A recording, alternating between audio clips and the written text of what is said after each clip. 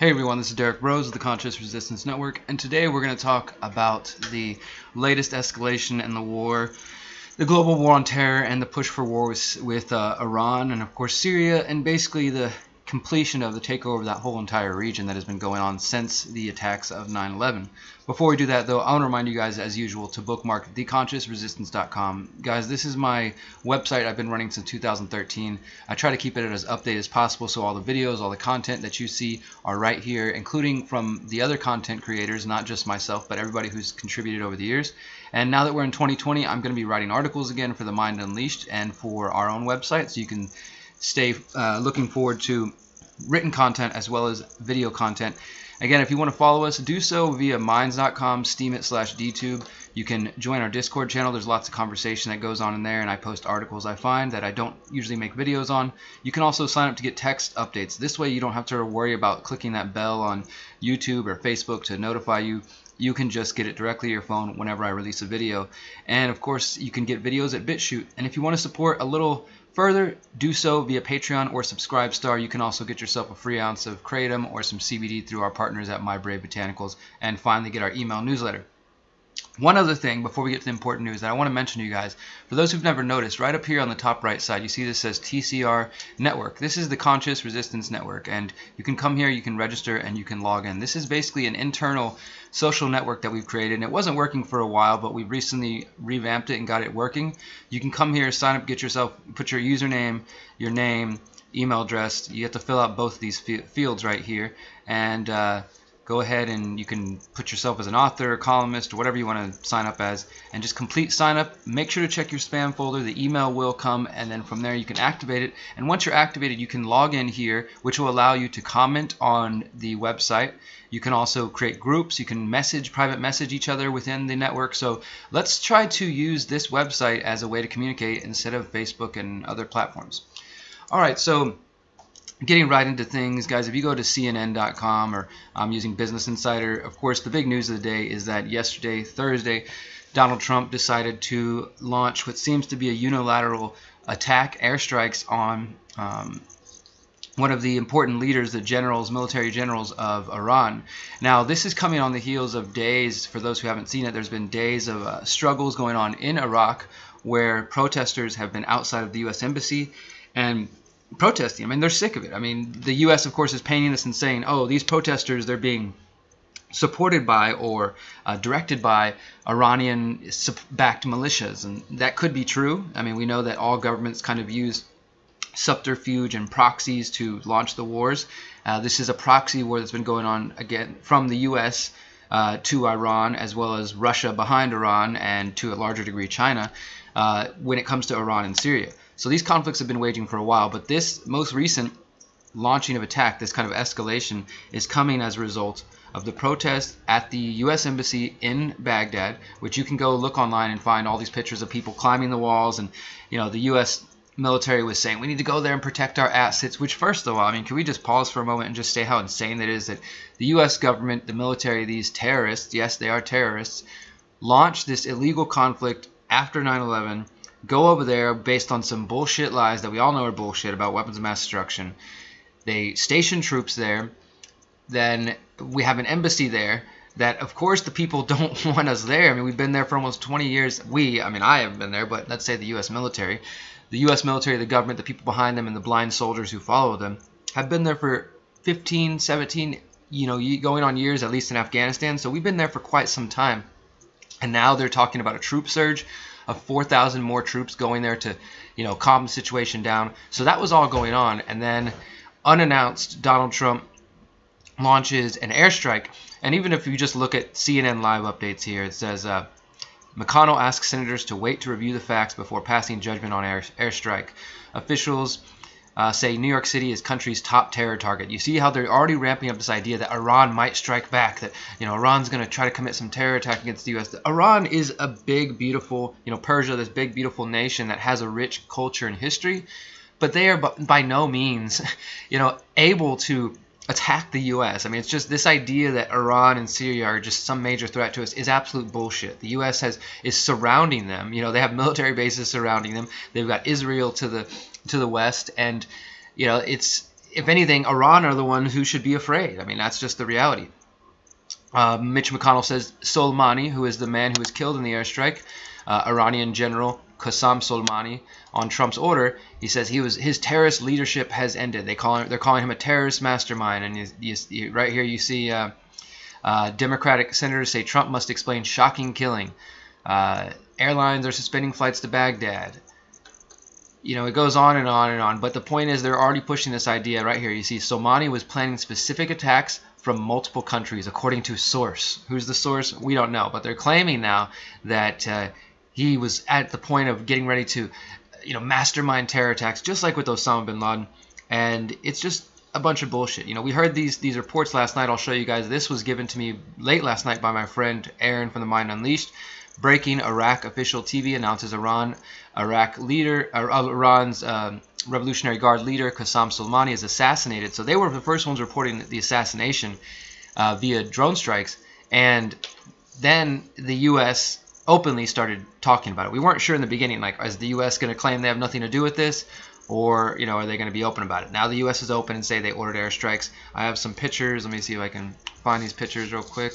Well, we'll pull those pictures up in a few minutes. They're not pretty. There's some that include dead bodies, and there's blown up cars and things of that sort. But I want to point to you this tweet from Aaron Mate. Some of you may know Aaron. He does good work. I think he's with the Gray Zone right now. And he said a couple of points here. Number one, Trump is a con man. Yes, those of you in the audience who are still around who love Trump, you need to face the facts. Drain the swamp was a con. Ending endless wars was a con. Number two, Aaron says prominent Democrats and pundits behind the Russiagate con are complicit. They push deranged fantasies about Putin and sidelines Trump's escalation to war. So basically, they're pushing him, trying to say he's siding with these people. So he wants to prove himself. At least that's the game that they're playing. He wants to prove himself. So now he's proving that he's not friends with Iran, and by proxy, they're allies in Russia. And then Aaron ends here saying, people claiming Trump did this to distract from impeachment have it in reverse. Trump was able to do this because the Democrats wasted political capital on the Russiagate farce and its Ukrainegate sequel. And not only has there been no opposition to Iran warmongering, there has been help. Yes, all these people, they are warmongers, and they support these efforts. We can go over here to Business Insider. Again, Pentagon says it killed top Iranian General Qasem Soleimani on Trump's orders. Soleimani was reportedly killed in an airstrike. The U.S. held him responsible for the deaths of hundreds of American troops and a recent rocket attack that killed a U.S. contractor. So again, the U.S., the aggressors, the terrorists, come into somebody else's nation. They stage conflict for nearly 2 decades, leading to the deaths of, we're told, 1 million Iraqis. Over 1 million Iraqis are estimated to have been dead since 2003, whenever the U.S. started invading after 9/11. And the whole situation is just turned to shit. It's just falling apart over the last couple years, and the U.S. realized that. We know from the Pentagon, or not the Pentagon papers, but the Afghanistan papers, which they weren't huge revelations, but it's further information knowing that the war on terror is a losing battle, and we've known this for a while. So everything's falling to shit. There's a lot of chaos going on. The people in Iraq are sick of U.S. forces being there, and meanwhile, U.S. allies are abandoning Trump over his dangerous escalation with Iran. U.S. European allies on Friday warned against further escalation with Iran after Donald Trump ordered the assassination. UK said that further conflict with Iran is, quote, none of our interest. Germany also warned of a dangerous escalation. And Tom Tugendhat, the chairman of the UK Parliament's Foreign Affairs Committee, told the BBC, quote, the purpose of having allies is so that we can surprise our enemies and not each other. Now, this could just all be political posturing. But here's another little interesting tidbit for those who support Donald Trump. Old Donald Trump tweets emerged predicting that Obama would start a war with Iran to get him reelected, and those are now coming back to haunt him. And 2011, 2012, way before Donald Trump was ever considering running for president, as far as we know, Donald Trump repeatedly accused then-President Barack Obama of seeking war with Iran to help win the 2012 election. He said, quote, in order to get elected, Barack Obama will start a war with Iran. This was tweeted in 2011. And, of course, this comes in the heels of the assassination. And there's several other tweets that they quote here. He says, in order to get reelected, Barack Obama will start a war with Iran. Then October 9, 2012, Trump said, now that Obama's poll numbers are in tailspin, watch for him to launch a strike in Libya or Iran. He's desperate. And he says, don't let Obama play the Iran card in order to start a war, in order to get reelected. Be careful, Republicans. I mean, and here it's just, I don't know, guys. I'm not sure how you guys can still hold on to any hope that this guy is on your side. And if you don't get it by now, I mean, the reason I've been so harsh and some of you guys are like, oh, you're rude to the Trump supporters, is because just like with the Obama supporters, if you don't get what the fuck is going on by the end of their first term, it's been we're coming to the end of 4 years now. If you don't see it now, you're choosing to remain ignorant. There's just no other way. I mean, you can look at so many aspects of Trump, not even just the war angle, but you can look at, say, one name, Wilbur Ross, the guy who worked for the Rothschild banks, who was a Democrat until Trump appointed him, and then he switched to the Republican Party, much like Donald Trump hung out with a lot of Democrats. Not that it really matters. It just shows you how they play both sides. I mean, there's just so many pieces of evidence to show that this guy is full of shit, and now they're dropping bombs again. Remember, been doing videos recently about the big stories of 2019, how we were lied to about the gas attacks in Syria, and Donald Trump launched 100 Tomahawk missiles. Well, here we are, launching airstrikes to kill some alleged bad guy because he was planning terror attacks in another sovereign nation. I mean, the Iraqis don't want us there. That's why the protests are going on. Sure, maybe the Iranians are taking advantage of that and trying to create chaos, but the reason the protests are happening is because they do not want the American military there. People realize that the American military and the American government are the terrorists. And you can be offended if you want, but that's the fucking reality. If you look around, who's going in and creating wars of aggression? Who's invading other people's countries? Who's dropping bombs? Who's using torture, human rights abuses? Who refuses to be held accountable for any of these things? The U.S. government, the U.S. military, and not, of course, some of you soldiers out there have woken up and realized that you were pawns. I have friends who realize this.